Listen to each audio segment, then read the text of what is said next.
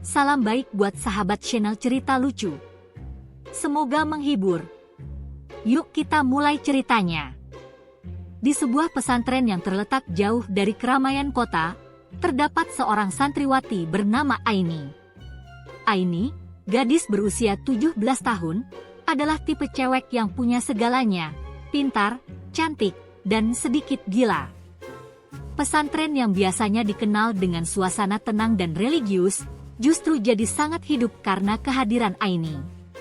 Aini memiliki satu kebiasaan aneh yang membuat teman-temannya tertawa terpingkal-pingkal. Setiap kali ada sesuatu yang membuatnya malu, dia akan langsung berlari-lari keliling halaman pesantren, mengelilingi kolam ikan besar di tengah-tengah pesantren seperti sedang berlari maraton. Tidak ada yang tahu mengapa, tapi Aini merasa itu adalah cara terbaik untuk meredakan perasaan gugup atau canggung. Biar lari, biar lega, katanya sambil tertawa-tawa. Suatu pagi yang cerah, Aini sedang duduk di halaman sambil membaca buku, seperti biasa. Di kejauhan, dia melihat Diko, seorang santri tampan yang baru pindah ke pesantren tersebut. Diko adalah anak yang sangat serius, sangat religius, dan selalu tampak sempurna. Biasanya, Aini tak tertarik pada orang seperti itu. Namun entah mengapa, hari itu dia merasa ada sesuatu yang berbeda. Diko tampak bersinar, seperti matahari pagi yang menyinari pesonanya.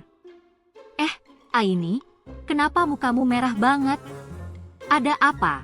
Tanya Bunga, sahabat Aini yang duduk di sampingnya sambil mengedipkan mata nakal.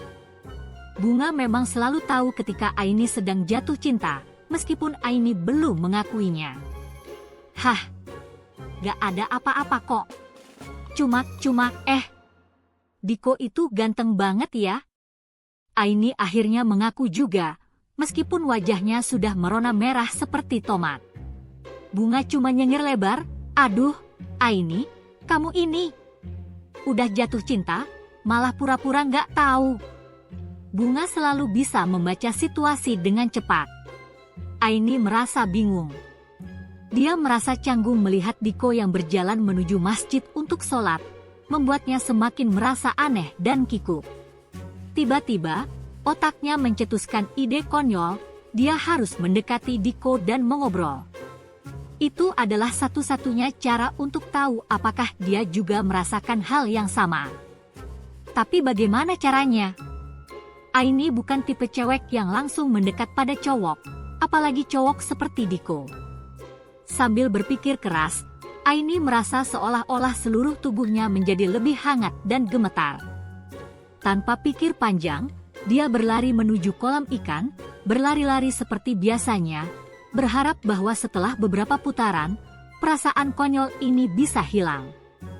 Namun, saat berlari-lari di sekitar kolam, Aini tak menyadari bahwa dia sedang berlari menuju Diko yang sedang duduk di pinggir kolam sambil membaca Al-Quran. Sontak, Aini hampir terjatuh karena kakinya terbelit tali sandal jepitnya. Dengan tak terkendali, Aini terjatuh tepat di depan Diko, seolah-olah dia terbangun dari mimpi buruk. Aini, suara Diko terdengar bingung. Aini langsung bangun sambil menyentuh kepalanya yang nyut-nyutan. Iya, Diko, saya, ya Allah, malu banget. Maaf ya, katanya sambil tersenyum canggung. Diko hanya tertawa pelan, matanya menyiratkan kebingungan. Diko, saya gak apa-apa kok. Hahaha, cuma saya sering begini, kalau malu, saya suka lari-lari keliling sini, jelas Aini, mencoba memberi penjelasan yang rasanya malah semakin konyol. Diko menatapnya dengan wajah yang tidak bisa dipahami. Kamu aneh banget, Aini, katanya sambil tertawa ringan. Tapi lucu juga sih. Gak apa-apa, kamu sehat kan? Aini merasa canggung, namun anehnya, ada perasaan yang jauh lebih ringan setelah itu. Setidaknya Diko tidak menertawakannya habis-habisan. Bahkan dia merasa sedikit lebih tenang. Hari itu, Aini merasa ada yang berubah.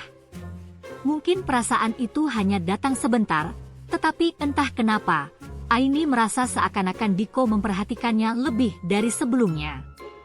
Sepanjang hari, Aini mencoba menahan senyum, mengingat pertemuan konyol itu.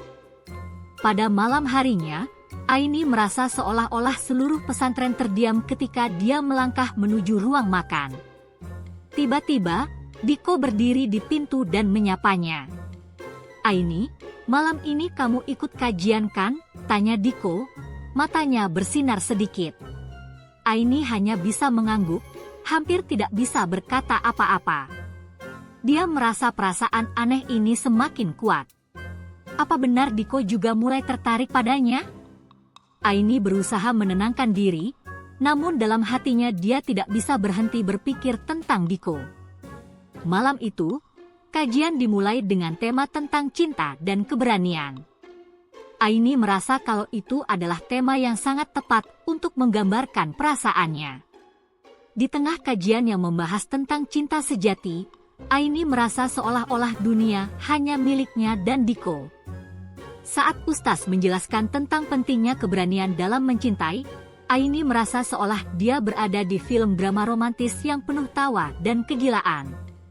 Aini mulai berpikir bahwa mungkin, hanya mungkin, dia bisa belajar untuk menjadi lebih berani, untuk mencintai, untuk tertawa, dan untuk melupakan segala ketakutannya.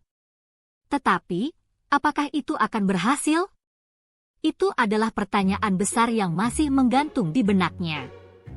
Sejak pertemuan canggung di kolam ikan, Aini merasa dunia pesantren ini seolah penuh dengan kejutan. Dia yang biasanya merasa tenang dan damai dengan rutinitasnya, kini sering merasa cemas setiap kali Diko melintas. Namun, ada juga rasa senang yang tak bisa diungkapkan dengan kata-kata. Malam itu, setelah kajian yang berfokus pada cinta sejati dan keberanian, Aini merasa lebih yakin bahwa dia harus melakukan sesuatu. Keberanian untuk mendekati Diko akhirnya datang, meski sedikit terbata-bata. Aini memutuskan untuk memanfaatkan momen ketika Diko sedang menyiapkan peralatan sholat di ruang masjid. Tanpa pikir panjang, Aini berjalan mendekat dan berkata dengan suara gemetar, "Diko, aku ingin bicara sebentar." Diko yang sedang sibuk dengan tasbih di tangannya mendongak, sedikit terkejut, namun langsung menanggapi dengan senyum ramah. "Oh, Aini, ada yang bisa saya bantu?" Aini menarik napas panjang. Ini dia, momen yang sangat penting, namun terasa aneh dan canggung. Aku hanya ingin bilang terima kasih. Karena kemarin kamu gak ketawain aku waktu aku lari-lari kayak orang gila di sekitar kolam." Diko tersenyum. "Tidak masalah, Aini. Saya cuma mikir, kamu lucu banget. Tapi kalau kamu merasa aneh, saya juga pernah kok mengalami hal yang mirip." Aini terkejut. "Apa? Kamu juga pernah malu sampai lari-lari gitu?" tanyanya, agak tidak percaya. Diko tertawa kecil. "Gak lari-lari sih, tapi dulu waktu baru masuk pesantren, saya suka gelisah. Jadi, saya sering bersembunyi di pojokan, ngeliat orang lewat sambil ngomong sendiri. Ternyata, kalau ketawa bisa buat hati lebih ringan." Mendengar cerita itu, Aini merasa sedikit lebih nyaman. Ternyata, Diko yang terlihat serius dan sempurna itu juga memiliki sisi konyolnya. Mereka berbicara lebih banyak tentang pengalaman hidup mereka di pesantren, tentang hal-hal kecil yang kadang membuat mereka tertawa, dan tentang kekonyolan yang sering terjadi di sekitar mereka. Aini merasa dunia ini seperti menjadi lebih cerah, meski sedikit aneh dan tidak biasa. Namun, ternyata, kisah cinta Aini ini tidak sesederhana yang dia bayangkan. Karena Aini tak tahu, ada seorang santriwati lain yang juga diam-diam menyukai Diko, namanya Siti. Siti adalah tipe cewek yang selalu tampak anggun, pintar, dan sangat pendiam. Tetapi di balik sikap pendiamnya, Siti ternyata menyimpan rasa suka yang besar terhadap Diko. Siti juga mengamati setiap gerak-gerik Aini, dan dia mulai merasa cemburu. Suatu hari, Saat Aini sedang menikmati waktu istirahat di taman pesantren, Siti datang menghampirinya dengan tatapan yang tajam. "Aini, kamu sadar gak sih kalau Diko itu bukan buat kamu?" Siti mulai berbicara dengan nada yang agak tajam. "Dia lebih cocok dengan cewek yang lebih serius, yang gak suka main-main kayak kamu." Aini langsung terdiam. Ada rasa sakit di dalam hatinya mendengar kata-kata Siti, namun dia berusaha tetap tenang. "Siti, aku gak tahu kalau Diko itu maksudmu, dia lebih cocok sama kamu ya." Aini mencoba menjaga keseimbangan. Siti mendekat dan tertawa sinis. "Tentu saja. Kamu hanya bercanda, Aini. Sementara saya sudah lama berusaha untuk menjadi lebih dekat dengan Diko. Kamu tidak punya kesempatan." Aini merasa terkejut, namun hatinya mengatakan untuk tidak menyerah begitu saja. Setelah pertemuan itu, Aini lebih sering menghabiskan waktu bersama sahabatnya, Bunga. "Bunga, kamu tahu gak sih kalau Siti suka banget sama Diko? Dia bilang gitu ke aku tadi." Bunga mengernyitkan dahi. "Siti? Hah, siapa yang bilang kalau dia serius? Mungkin dia cuma mencoba menghalangi kamu saja, Aini. Kamu kan beda, kamu lucu dan apa adanya." Aini berpikir sejenak. "Tapi kalau Diko beneran lebih suka Siti, gimana? Aku nggak tahu harus gimana lagi." Bunga mendekat dan menggenggam tangan Aini. "Aini, kamu gak harus jadi orang lain cuma buat Diko. Cinta itu bukan soal siapa yang lebih cocok, tapi siapa yang bisa membuat kamu merasa nyaman, bahagia, dan bisa tertawa, bahkan ketika dunia terasa berat. Kalau Diko buat kamu merasa kayak itu, terus aja jalan." Aini tersenyum tipis, merasa ada sedikit kelegaan. "Kamu benar, Bunga. Aku gak akan menyerah cuma karena ada orang yang mencoba menggoyahkan aku." Hari-hari berikutnya berjalan biasa. Hingga suatu sore yang cerah, Aini akhirnya menemui Diko lagi di taman pesantren. Diko sedang duduk di bangku sambil membaca kitab, dan Aini merasa hatinya berdetak lebih cepat. Ini saat yang tepat. "Aini, ada yang ingin kamu katakan?" tanya Diko dengan senyum hangat. Aini menatap Diko, dan tanpa sadar, senyum lebar muncul di wajahnya. "Diko, aku ingin bilang, terima kasih karena kamu selalu bikin hari-hariku jadi lebih berwarna." Diko terdiam sejenak, lalu tersenyum lebar. "Aini, aku juga senang bisa mengenalmu. Kamu tuh unik. Jangan pernah berubah."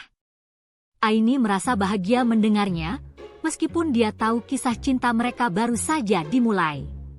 Tidak ada yang pasti, namun saat itu, Aini merasa sudah menemukan seseorang yang bisa membuatnya tertawa dan merasa nyaman, dan itu lebih dari cukup. Hari-hari di pesantren berjalan seperti biasa, meskipun Aini mulai merasakan perasaan yang semakin kuat terhadap Diko. Mereka semakin sering menghabiskan waktu bersama, berbicara tentang banyak hal, dari pelajaran sampai masalah sepele yang sering terjadi di pesantren. Aini merasa senang bisa berbicara dengan Diko, apalagi setelah hari-hari penuh kegilaan yang mereka lalui. Tapi entah mengapa, masih ada perasaan cemas yang terus menghantuinya. Di sisi lain, Siti semakin menunjukkan sikap dinginnya terhadap Aini. Setiap kali mereka bertemu, Siti selalu berusaha untuk memberi Aini pandangan tajam yang penuh arti, seolah memberitahu bahwa Aini tidak pantas berada di dekat Diko. Aini merasa terganggu, tapi dia berusaha tidak peduli. Setiap kata-kata dari Siti seolah semakin menegaskan bahwa persaingan ini jauh lebih rumit dari yang Aini kira.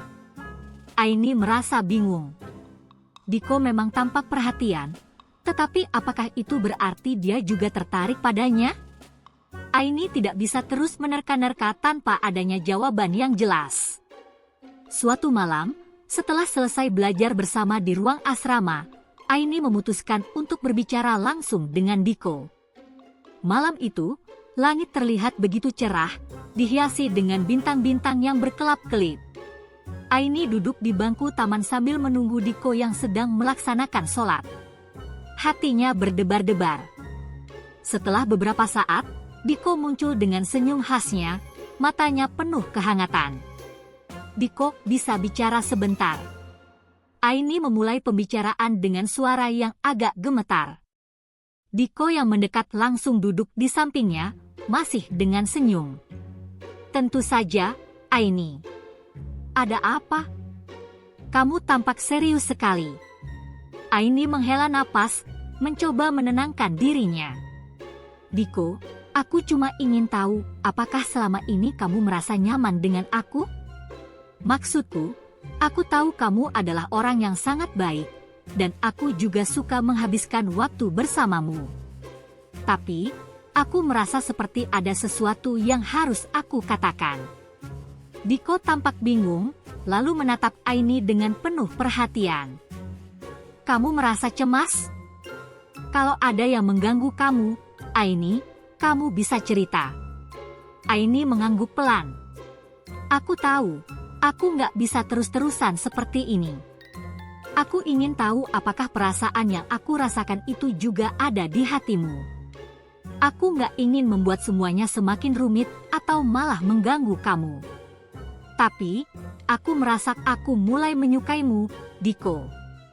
Diko terdiam sejenak, dan Aini merasa hatinya seperti jatuh ke lantai. Mungkin dia salah besar, mungkin perasaan ini hanya ada di benaknya saja. Namun, tiba-tiba Diko memecah keheningan itu dengan tersenyum lebar. Aini, aku juga mulai merasa bahwa kita cocok. Sejujurnya, aku juga mulai tertarik padamu, tapi aku nggak tahu bagaimana cara mengungkapkannya.